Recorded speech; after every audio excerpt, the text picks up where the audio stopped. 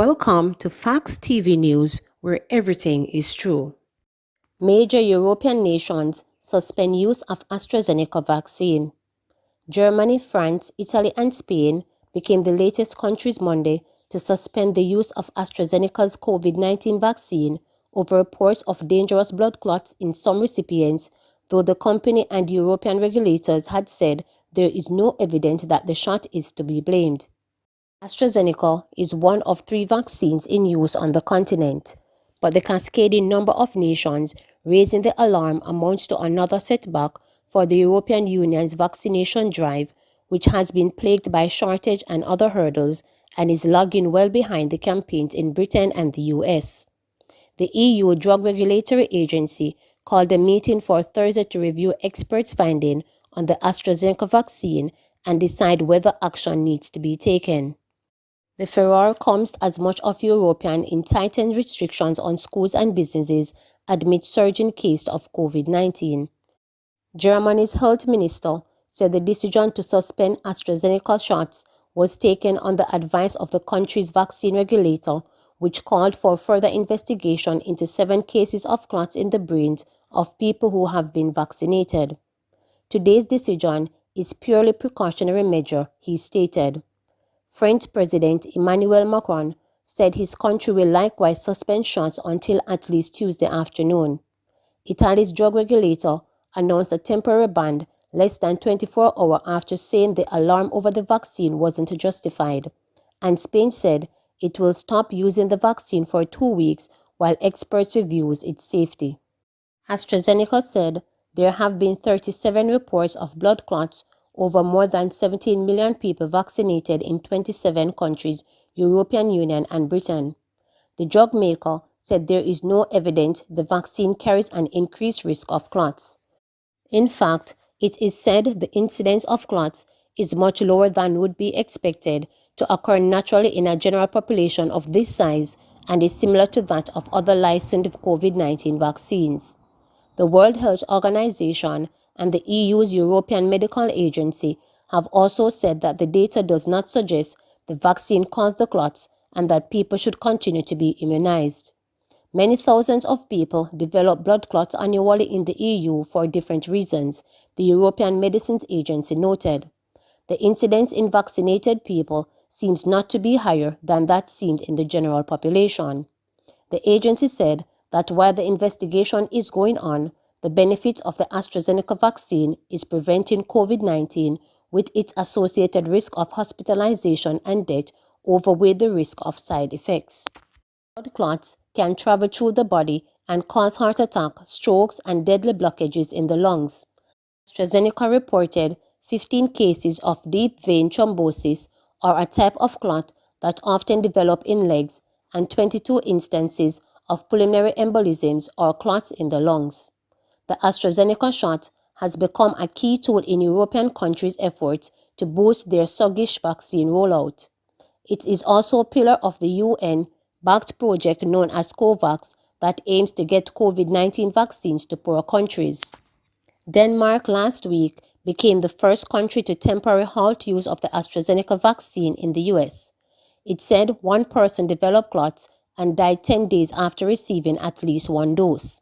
The other countries include Ireland, Thailand and Netherlands, Norway, Iceland, Congo and Bulgaria. Britain and Canada are standing by AstraZeneca's vaccine for now.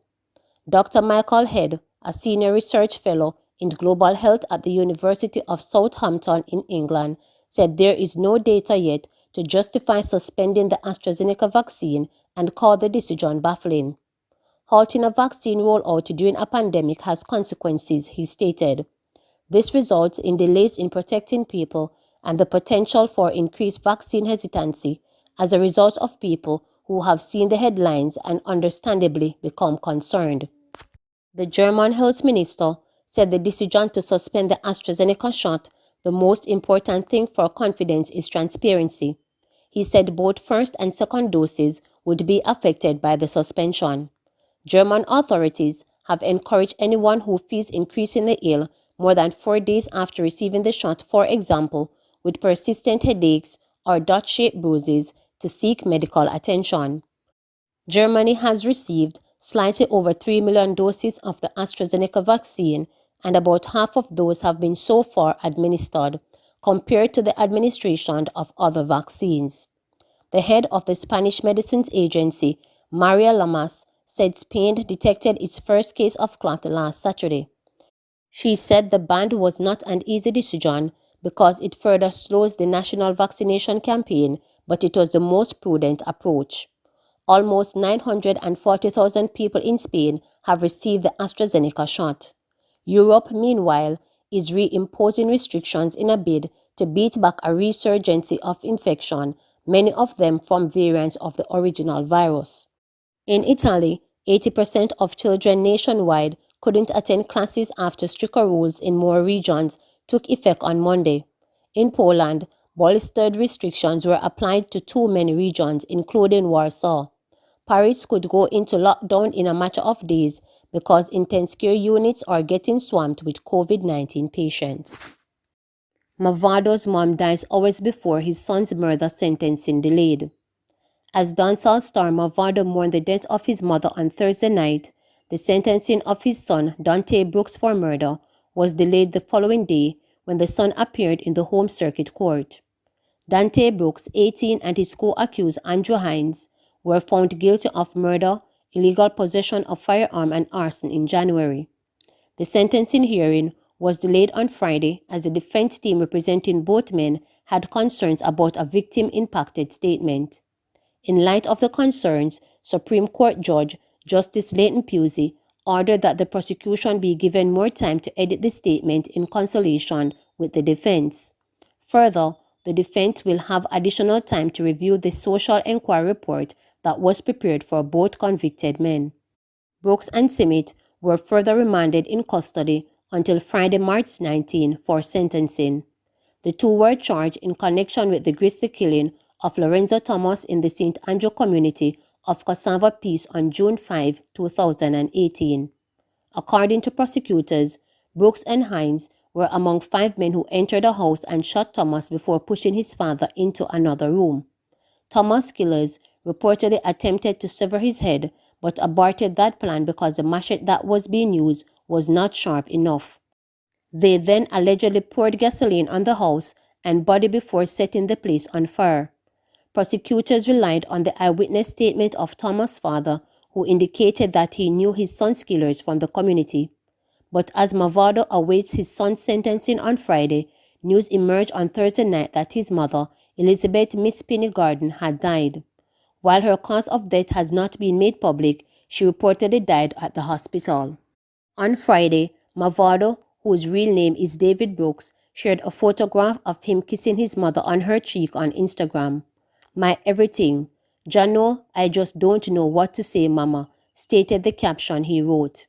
In a follow-up Instagram post on Saturday, Mavado shared a photograph of him as a baby sitting in his mother's lap. He then went on to describe his mother as his best friend, claiming in a lengthy caption that he is now all alone. It stated, "After you told me that you are feeling much better and you are telling us that you are ready to go back at your house, I feel so good when you said that to me on the phone. Mama, still can't believe it now. I'm all alone, can't trust no one, but I could always put my life in your hands from I was a kid. It was always me and you walking up and down Constant Spring Road. Them days my little sister was just a baby. Them days I always said as a kid, I'm going to buy you the biggest house and the prettiest car when I grow up. I built you the biggest house. I kept my promise, Mama. I did it and the world will remember us, me and you. Jano had never felt like this before.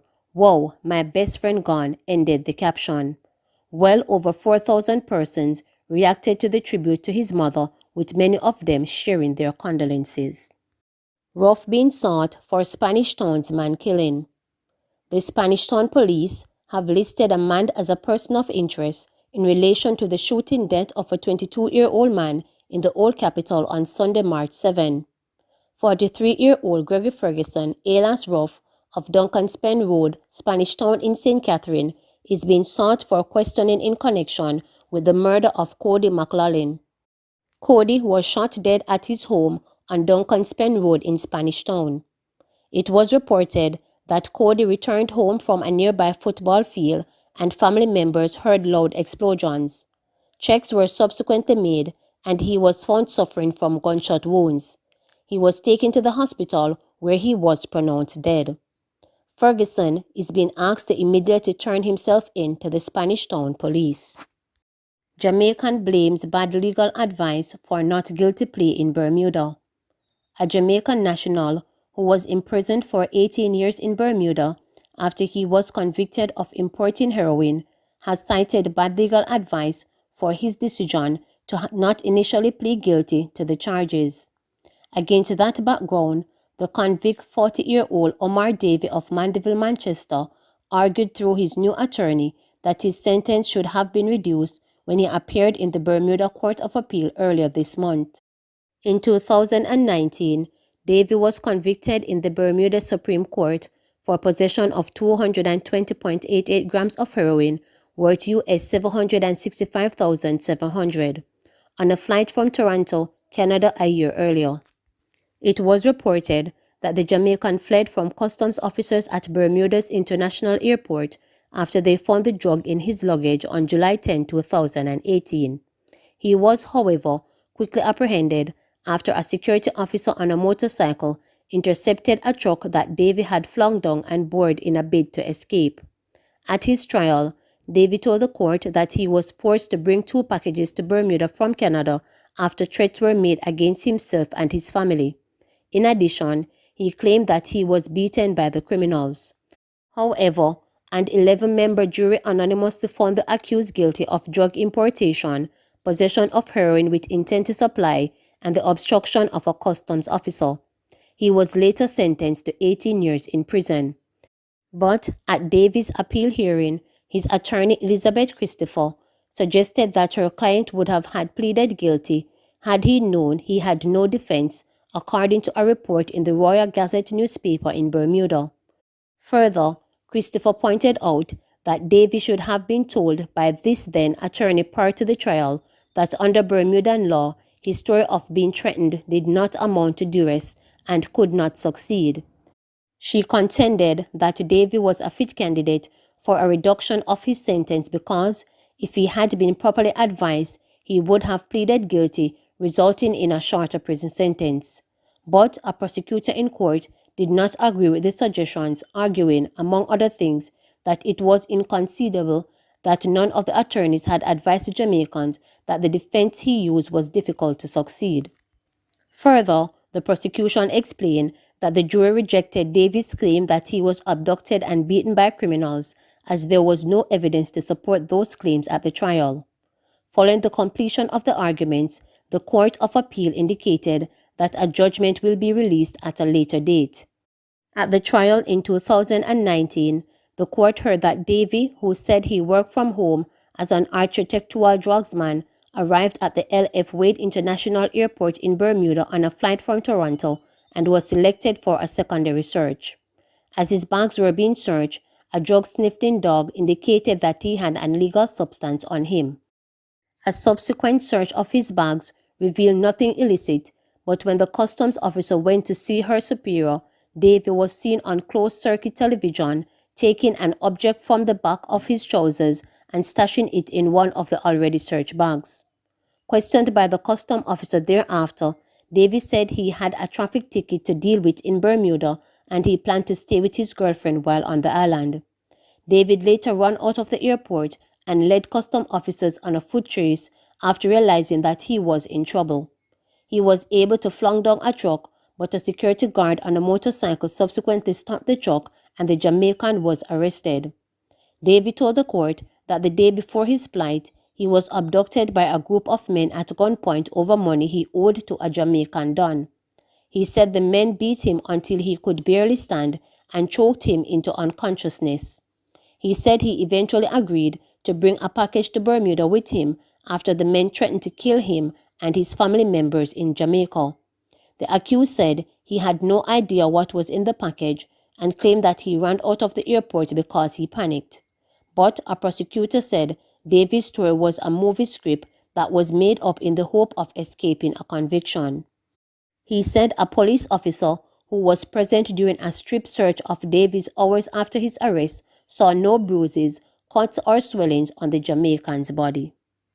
Long-time Jamaican farm worker died suddenly in Canada. The Ministry of Labour and Social Security has confirmed that a long-time Jamaican farm worker died suddenly in Canada on Saturday, March 13. The deceased is 57-year-old Logan Grant of St. James. He was among a batch of workers who departed the island for Canada on March 5, 2021. As required by the Government of Canada, Grant tested negative for COVID-19 prior to departing Jamaica. It is understood he fell ill on Saturday and was taken to the hospital by paramedics, but died there approximately 3 hours later. The cause of his death is being investigated, but there is no suspicions of foul play. Labour Minister Carl Samuda and Permanent Secretary College Robert Risden have both expressed shock at the sudden passing of Logan and have extended condolences to his immediate family, close friends, and his employer. Robert Risden has also indicated that the ministry's social worker visited the family on Sunday and said the ministry stands ready to provide support to the family and will be working to get Logan's body flown back to Jamaica. Since January, over 2,000 farm workers have left the island for various farms in Canada and the United States. All the workers are tested for COVID-19 and must return negative results prior to being processed at the ministry's facility in downtown Kingston and boarding their flights at the Norman Manley International Airport. The ministry said Grant was on his 24th season as a farm worker. Please remember to subscribe, like, share, and click the notification bell for daily updates.